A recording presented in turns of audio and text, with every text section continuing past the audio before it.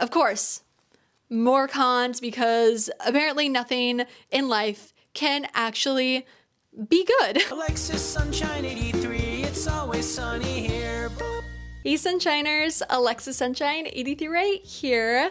So I'll be honest, I've never really paid attention to what material my clothing is made of until the past couple of years. Did you know 60% of clothing is made out of plastic? We are going to specifically be talking about polyester today, but this includes nylon, acrylic, and other synthetic fibers. Just to warn you, I will probably be pronouncing things wrong. I apologize. Ethylene polyester, or PET, is the most commonly produced form of polyester fiber, which is petroleum-derived ethylene, meaning oil. Many plastic household items are made from the same polyester as the clothing that we wear. When I was researching for my dupes video, I came across a lot of TikToks that were pushing back against brands for using not only virgin polyester, but also recycled polyester. I was just really curious about how we got here, why it matters, and the effects of it all. And so yeah, that is what today's video is gonna be. I apologize for my microphone situation. My normal mic died, and it's either you get this video with this or you don't get a video at all. So let's first talk about some different fibers. It's like a little vocabulary lesson. I promise there will not be a quiz at the end. I'm not gonna run through every single material, obviously, but just some that I think are related to this subject, and there will be more that I talk about later, but this is kind of like the basics of materials. First up is cotton, which is made from natural fibers of cotton plants. Silk is a natural fiber produced by the silkworm as a material for their nests and cocoons. Leather is any fabric that is made from animal hides or skin. Denim is a woven cotton twill fabric made from entwined cotton wrap yarn and white cotton stuffing yarn. Linen comes from the flax plant. Satin, which was originally made from silk, is now made mainly from polyester, wool, and cotton, and it's not a fiber but instead a woven fabric. Nylon is a type of plastic derived from crude oil, and it is made by putting it through an intensive chemical processes, resulting in the strong, stretchy fibers that make it useful as a fabric. And wool that comes from sheep, goat, llama, and alpaca fleece. Polyester fabrics were originally made in the mid-1930s by a man named W.H. Carruthers, who was a DuPont employee at the time. DuPont was an American multinational chemical company that developed many polymers like Freon for the refrigerant industry and a major supplier of gunpowder. W.H. Carruthers discovered that he could create fibers by mixing carboxyl acids and alcohols.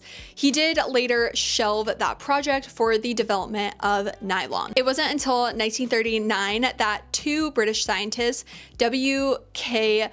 Birtwistle and C.J. Ritchie, picked up where Carruthers left off, and it wasn't until 1941 that the first true polyester fiber, called Terylin and later Dacron, after DuPont bought the rights in 1946, came into existence. In the 1930s, clothing was mainly made of wool, linen, cotton, and rayon. Polyester was first introduced to the American public in 1951 and focused on the fact that it could be worn for 68 days straight without ironing or care and still look fresh. This was mainly pushed to appeal to women, since at the time they were the primary homemakers. And the key differences between cotton versus polyester is it didn't wrinkle the same. And if you are having to wash and iron your entire family's clothing, polyester was seen as a magical material because it was resistant to moths, mildew, and bacteria. Polyester was really seen as a science material that was going to make your life better. Even in this advertisement for jeans, it was made with a blend of polyester, and the whole pro was it being able to be worn right out of the dryer. Double knit polyester was also used for the leisure suit, and even Johnny Carson made a line of polyester suits. Taglines like "easy to wear, easy to care for," 100% Celanese Fortress polyester. The leisure suit was a casual suit consisting of matching jacket and trousers made out of polyester with often bright colors and earth tone plaids. Fashion designers were experimenting with stylish and casual suits for men in an effort to modernize men's fashion to keep up with women's changing styles. Lee Jeans marketed Rosengarten's designs in a line for men and boys called Leisures. It was a way for men of the 1970s that wanted to dress more casually and were marketed to these buyers as comfortable business suits. They were never accepted as business dress, but instead became popular for parties, discos, and other social events. Mothers liked these new suits for their young sons since polyester fabric was extremely durable and easy to care for. Although by the mid-1970s, these double knit polyester suits started to be shunned. Polyester developed a bad rap, one designer noting it created a world of bad taste. By this point, there definitely was a looking down upon people that wore polyester because it was cheaper than natural fibers, and it quickly gained a negative association of being uncomfortable and slightly plasticky looking and overall cheap material. The makers of polyester tried to mask the fiber's identity with different names, but retailers avoided polyester altogether due to consumers demanding for natural products. Also, during this time, cotton production started to really improve, and it was kind of the perfect way to push polyester out. As polyester lost favor in the US, it moved overseas where Asia started working on ways to improve it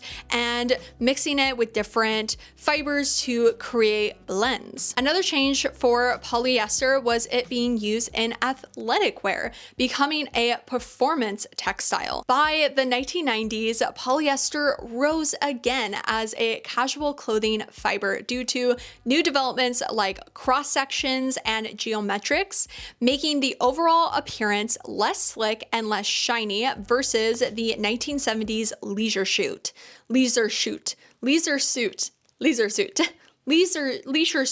Oh my gosh. And overall emulate the look of natural fibers, but obviously for a lot less money. Fast fashion and polyester are now synonymous with each other, and fast fashion was first coined in a New York Times published article talking about a new fashion retailer with a mission to transform a garment from an idea in the designer's brain to being sold on the racks in store in only 15 days. To keep up with fast trends and cheap costs, polyester is the perfect material.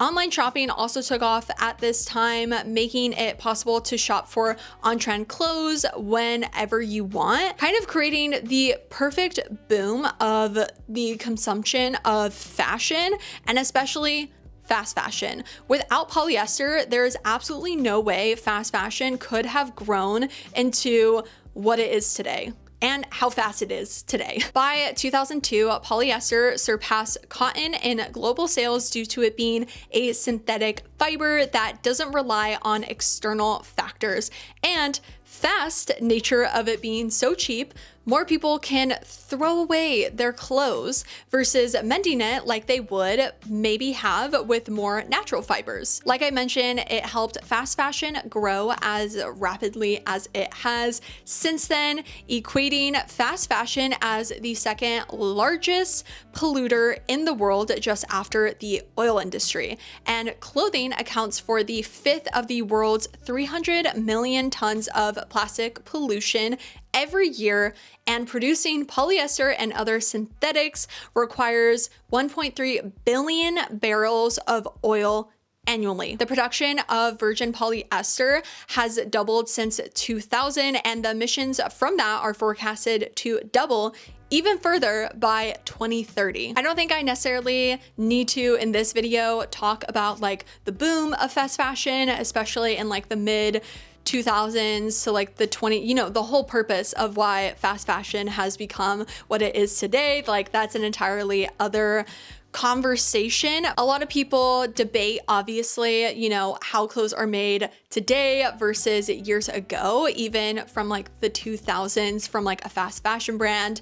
I have a shirt that's like 90% cotton and 10% virgin polyester. That's from Forever 21. I don't know when it was originally made, but it's still in like pristine condition compared to a lot of Forever 21 items that you would buy now.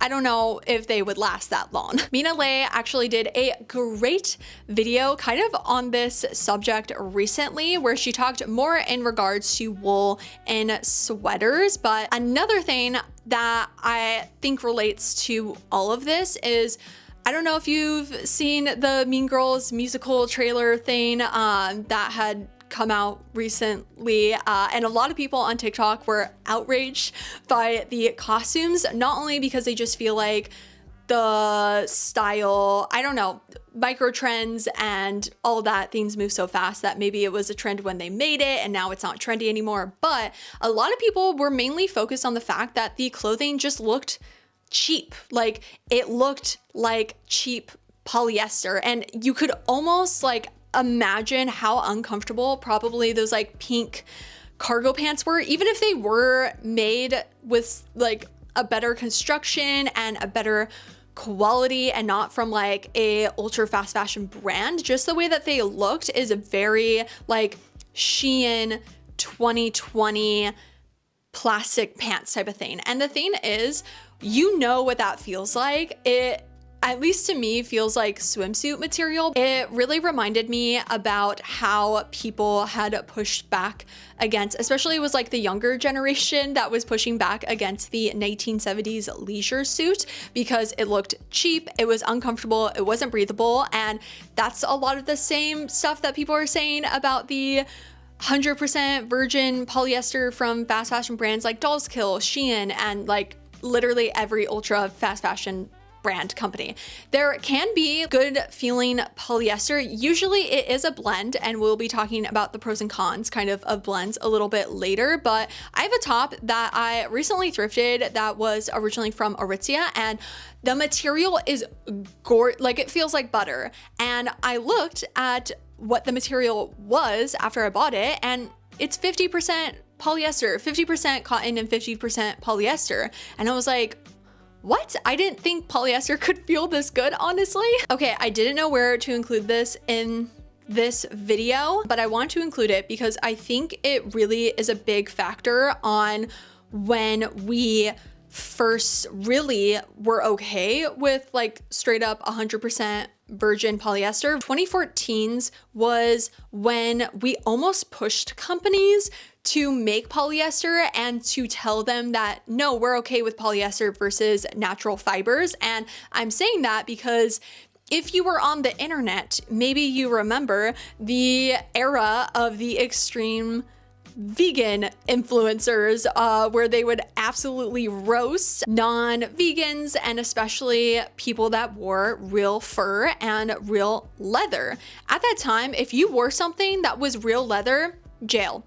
Even if it was secondhand, jail. We wanted fake leather. And the thing is, fake leather, faux leather, it's plastic. Obviously, there's more to this conversation, and I'm just briefly mentioning it just because I think it is a big contributor as to how polyester became more of an acceptable material. I definitely say today polyester is seen in a negative light, but I kind of wanted to go into why is it that we are hooked on polyester, even if it's seen in a negative light. Like, why is it that we have even used it, and kind of the benefits of it, because there are benefits. One of the biggest benefits of polyester is durability.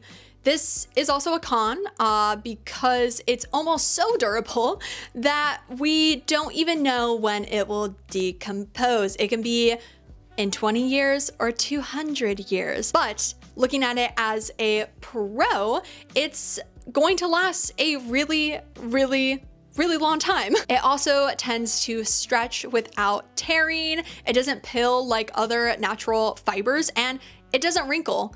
I feel like that's the biggest reason why I really have not, until like recently, been looking into like ironing and steaming clothes, because so much of my clothing, especially growing up and into my like early-ish 20s or whatever, especially when I shopped at specifically Forever 21, I never had to do any of that because it was made with polyester. It didn't wrinkle. There was no reason to even learn how to, I don't even know how to iron clothes. I have no idea. Another big pro, and something that I actually had gotten a DM about when I was asking like questions about material stuff for this video, is polyester is usually the main fabric that is used in clothes for people that are plus size. It is stretchy. All the pros of polyester fabric is another reason why it is the main material in sportswear. When I was looking all this stuff up, I did kind of like reflect on the fact that I never see sportswear. I mean, maybe it's just the sportswear that I look at, I'm not sure, that isn't made out of like synthetic fabric. Like I never see cotton like workout leggings, maybe yoga pants or something like that. But it's usually polyester or nylon, just because of the actions that you are doing in it. There's other ways that polyester or different forms of polyester are used in non-clothing things that are super beneficial. Like I said, polyester can take up to 200 years to decompose, and it hasn't been around for even 100 years, so we don't really know compared to cotton, which is biodegradable. There was a TikToker that was showing a cotton top that she had gotten in the 80s and showing how by now it literally is disintegrating. That could have been from different uses of like the item of clothing, but compared to the polyester top that they had gotten at the beginning of like the 2000s, it's basically in mint condition. And I can definitely see how, looking at both, you know, cotton having holes and disintegrating versus polyester, that top it looks basically exactly how it did when you bought it. That feels like polyester is better quality because it lasts longer. And if you aren't buying that many things, obviously the things that then you are buying, you want it to last you a long time. Again, the pro is also slightly a con because of the fact that, yeah, like it literally does not decompose. I think though, just because something then that's made out of polyester versus cotton is seen as a better quality, I think the biggest difference a lot of times is construction. You can have a cotton top that is gonna fit you better and maybe even last you longer because of the construction versus the polyester top that maybe isn't constructed that well. And I think that's why, in regards to like ultra fast fashion, maybe yes, it's made with the material that you think is going to be better for like quality, but if the construction is not there, it doesn't even matter because it's not even going to last you the 20 years that you are going to try and wear it. And it's almost made in a way to not last that long as well. The material is going to last, but the actual top and construction and the way that it is supposed to look is not. In a perfect world, that definitely is not possible. It would be great if clothing that we were more likely to discard was made with natural fibers, because it's like, oh, well, if I am already probably not going to keep this for 200 years and I'm really just buying it for like one day, an example is Halloween costumes. 83% of Halloween costumes use non-recyclable plastic, and 35 million Halloween costumes are thrown away in the US each year. A great way to combat that is to use clothing that you already own to make a Halloween costume, or thrifting pieces that you can rewear, not just as a Halloween costume. But if it's like, I want this exact Halloween costume, it's a shame that it can't be made out of a natural fiber that will biodegrade. Kind of the summary of that is we then aren't actually taking advantage of the pro that polyester was supposed to be. I mean, the affordability obviously is such a big pro, but we aren't, you know, using that item to really profit on the idea that it's durable and that it's long lasting. Like it's being made with the material that is supposed to be for that, yet it then is just ending up in the landfill. And that makes me think again of specifically the whole like 2020 micro trend craze. I mean, just think about all of those pieces that were made at that time, 100% virgin polyester that are rotting. Well, actually they aren't rotting away, they're just sitting in landfills and also at the thrift store. This whole portion was supposed to be like focusing on the pros of polyester, but the biggest pro is its biggest downfall. So I just couldn't help myself. I had to do a little rant, okay? I know I've already kind of talked about like the negatives of polyester, but there's more I want to talk about, because there's more to it, not only from like the aftermath of a polyester clothing item, but the production as well. And first, kind of looking at the cons of polyester, you may think, oh, well, then let's just use virgin cotton or other different natural fibers. Like those are definitely better, and ways that they may be better, they also have stuff that's not better, unfortunately. Cotton obviously has a history of exploitation, being one of the most common commodities produced with child labor and forced labor in at least 18 countries. The production also has various environmental impacts like water use, toxicity, and greenhouse gas emissions. Leather not only requires a significant amount of water, but it also pollutes natural waterways. The pollution also of cattle producing methane gas, which methane is 80 times worse than carbon dioxide for the atmosphere. Again, Mina went more in depth on the issues of wool and the horrific treatment of animals to produce it, so I highly recommend watching that video. When you kind of look at all of it, you kind of take a step back and look at the grand, you know, just the whole life cycle in regards to the virgin materials. It's kind of honestly hard to even see which one is actually sustainable. The production of polyester, though, is obviously energy intensive. Polyester fabric needs specific dyes to color it that are toxic to humans. Dye workers worldwide report higher incidence of cancers and lung disease, and it requires long quantities for cooling. Another issue is microplastics, and it's not just specific to synthetic clothing, but other areas of life that we use plastic in. When you think of a polyester shirt sitting in a landfill, you may think like, okay, it sits there. Yeah, it's taking up space, but like, what's actually wrong with it? And one of the biggest ones is the presence of polyester waste in the soil and landfills can affect soil health by disrupting the soil microbial community. Additionally, in multiple studies, it has shown that synthetic fibers make up a good shade of microplastics found in waters and are widely implicated as the source of pollution. More than 4,500 fibers can be released per gram of clothing per wash as well. So not even talking about the polyester clothing in the landfill, but the polyester in our washing machines. Microfibers are not biodegradable, and they bind with molecules from harmful chemicals found in wastewater. They are then eaten by small fishes and plankton, concentrating toxins and going up the food chain until they reach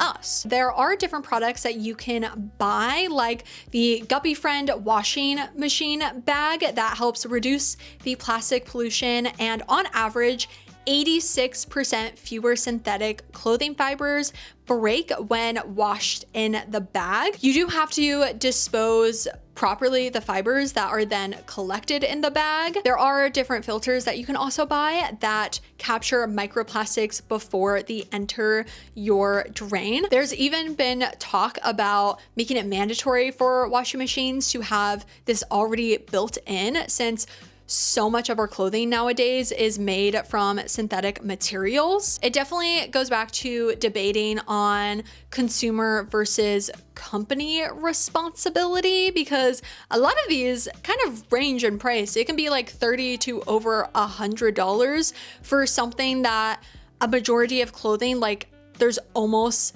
not even the ability of a choice for a lot of people to not have a piece that's synthetic. Even thrifted synthetic clothing, it's still going to do all that. So it should be on the responsibility of the company. And it's like, why don't you give us that free at least? I did ask on my Instagram how many of you have some sort of like filter for microplastics, and almost all of you said no. I don't either. Actually, after making this video, I think I will buy the Guppy Friend just to see, since I do own clothing that actually recommends to wash it in some sort of Guppy Friend type of filter because it's made with synthetic material. You may also be wondering about mixed like blends. So cotton and polyester, or polyester being mixed with something else, or just a mix of natural fibers and synthetic fibers. Like that has to be better, because then at least it's only half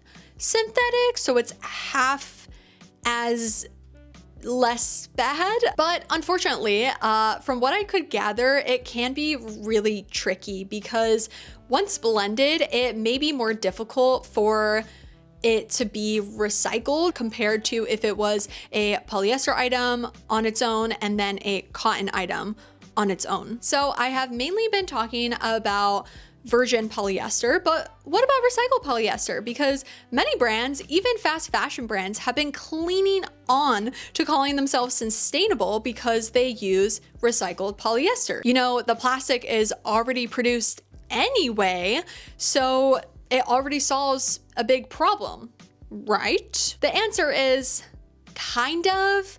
I already mentioned that this conversation isn't black and white. There's a lot of gray, and I think recycled polyester is a big gray area. One big thing to note that I had no idea is recycled polyester is rarely made from fibers of recycled clothing. So recycled polyester is not polyester clothing that is being recycled, and is instead coming from sources like water bottles instead of plastic fast fashion, which, yes, plastic water bottles being recycled in a way to make it into something that's better than, say, virgin polyester, but all the virgin polyester clothing isn't able to be turned into something new. And plastic can only be recycled for so long, and many times recycled plastic is mixed in still with virgin polyester. Obviously, still recycled polyester has an environmental like positive impact because it requires fewer initial resources to make and cause fewer greenhouse gas emissions when compared to virgin materials. Switching 20% of virgin polyester used by the industry to recycled polyester made using plastic bottles would reduce the carbon footprint by 4.5%. And if we did replace all virgin polyester with recycled polyester, we could expect a carbon footprint savings of more than 25%. But turning recyclable plastic water bottles into non-recyclable clothing isn't as sustainable as it sounds. Like we already talked about, recycled polyester still releases microplastics, and it isn't biodegradable as well. So it almost just like pushes the inevitable fate a little bit further, but it's still going to be the same thing. Something I wanted to note, because nylon and polyester are a really similar synthetic material, and a lot of brands like Baggu use recycled nylon. So I was like, is recycled nylon and recycled polyester like the same thing? Are the pros and cons the same? And actually, recycled nylon can be recycled indefinitely, although it still is not biodegradable. When being recycled, it still releases toxic substances and carbon emissions into the atmosphere. It does have some more pros than recycled polyester. Obviously, we're getting like really like nitpicky. And at the end of the day, the conclusion of all that is everything has a con. Talking about cons, let's actually talk about the process of biodegrading, because ooh, this material actually biodegrades. Perfect. But actually, a lot of landfills don't get enough oxygen for that piece that should biodegrade to biodegrade, or it's a lot longer of a process. Biodegradable means that an item can be disintegrated into its natural base elements. It all happens through a process of oxygen helping break down the molecules apart, a process called oxidation. Landfills being tightly like pressed together all the materials and not letting in much air makes it that the whole biodegrading process a lot slower, like I mentioned. Some landfills are now being designed to promote biodegradation through the injection of water, oxygen, and even microbes. But these kinds of facilities are costly to create and as a result, not really caught on. Of course, more cons, because apparently nothing in life can actually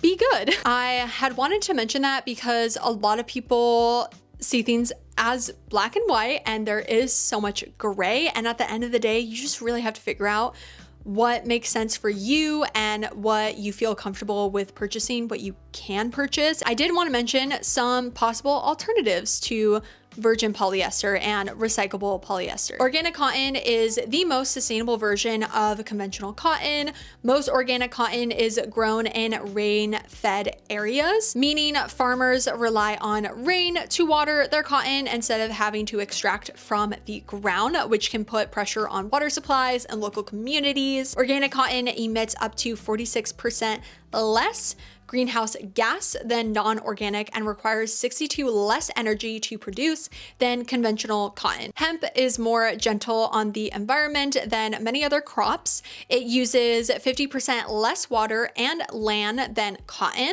Since it's fast growing and competitive, it doesn't need pesticides. However, some brands use chemicals to create hemp viscose, which is harmful to the environment and workers. Instead, look for brands that use hemp linen or hemp lyocell. I mentioned recycled nylon creating possible similar issues as recycled polyester, but there is a possible solution to having the same pros that nylon has, but in a more sustainable way. Amni Sol Eco is the first biodegradable nylon yarn. It has been certified by Okito. I'm not even gonna try because I won't get it right. Amni Sol Eco is a biodegradable fiber that takes between 3 to 5 years to decompose. Obviously, thrifting and buying something secondhand or getting it secondhand is going to be like the best option in regards to more sustainable like material. It's not an option for a lot of people, which I definitely understand.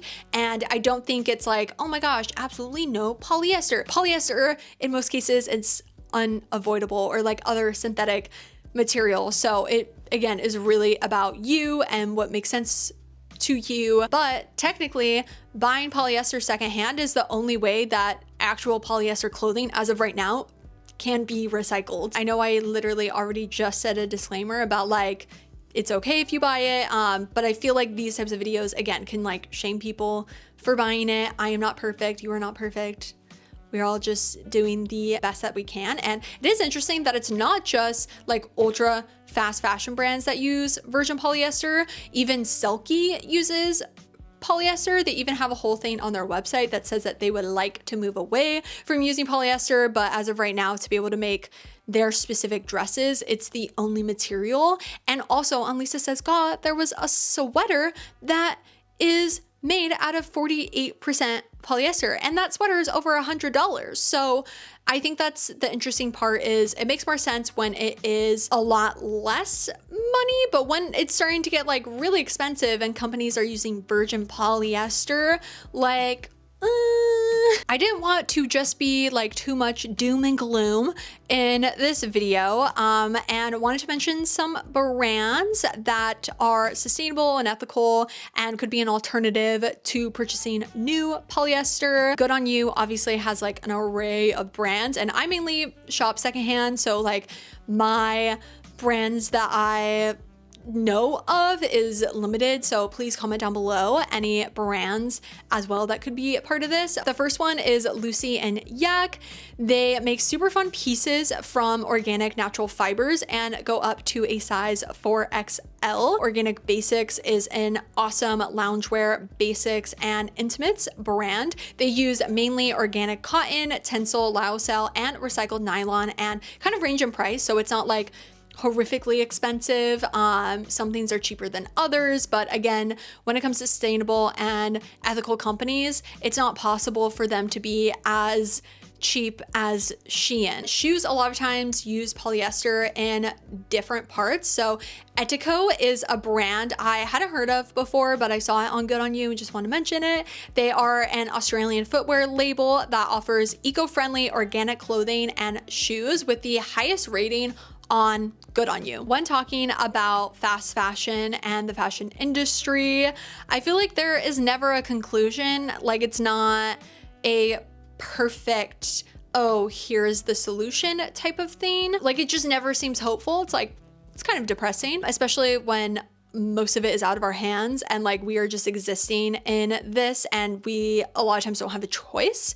And these big businesses don't care. But Good On You did have an article that I read that did have a proposed solution to textile waste in regards to polyester. Textile to textile recycling basically is turning textile waste like old clothes, which as of right now, recycled polyester is not old clothes. It makes it into new textiles and new clothing. It did note that polyester can be logistically difficult and labor intensive puzzle to solve. It says a new wave of technologies described as chemical recycling aim to make textile to textile truly scalable and resulting in better quality materials. UK-based Worn Again Technologies, for example, has been working on a scalable chemical recycling process that would turn hard-to-recycle blended garments into new virgin-like materials, keeping them in constant circulation. Chemical recycling still raises some concerns. Recycled synthetic fibers need more energy than conventional mechanical recycling, and the use of chemicals in recycling can be hazardous to both workers and the environment. Recycled fabrics are always seen as better when compared to virgin synthetics, and even fast fashion brands actually have indicated that they would adopt this practice if it became commercially accessible. Again, not perfect, but something at least trying to solve the polyester clothing issue. One brand that was really a big component of talking about recycled water bottles was Girlfriend Collective. At least to me, it was like the first time it was like, oh my gosh, they're turning plastic into clothing, or at least like recycled plastic into clothing. And they recently introduced Re-Girlfriend, where you send your old Girlfriend Collective and they'll turn it into new Girlfriend Collective. It doesn't just stitch the fabric into new garments, it actually attempts to make new yarn from the fabric and then is able to weave an entirely new piece. They are currently collecting and sorting, so they actually haven't done it yet. The whole kind of experiment of it all right now is, will the yarn recycled from clothes made from recycled water bottles originally behave in the same way as the original recycled yarn? So at least in a positive, they're actively trying to see a way to make this possible, and it would just be like so cool if they were able to, because then maybe it could be implemented in like different brands and just at least doing something with our polyester clothing. I think if those processes actually like happened and were able to be done, I still think that we would need to see a slow production of clothing still, or like to slow down a lot of the ultra fast fast fashion production that we see today. The overproduction and overconsumption of new pieces without care for the environment or people is what needs to be focused on. Like, even if all that does get invented, I think it still should be in combination with like the slower production from ultra fast fashion brands and like not uploading 9,000 new items onto your website every single day. Alrighty, thank you all so much for watching. This whole video's purpose was literally me just researching about polyester because I was really curious about it. I hope you learned something, and also sharing about potential like cool things that could be invented to help is actually a like positive, hopeful outlook that I have that I usually don't have with kind of something like this. If I missed anything, let me know in the comments down below.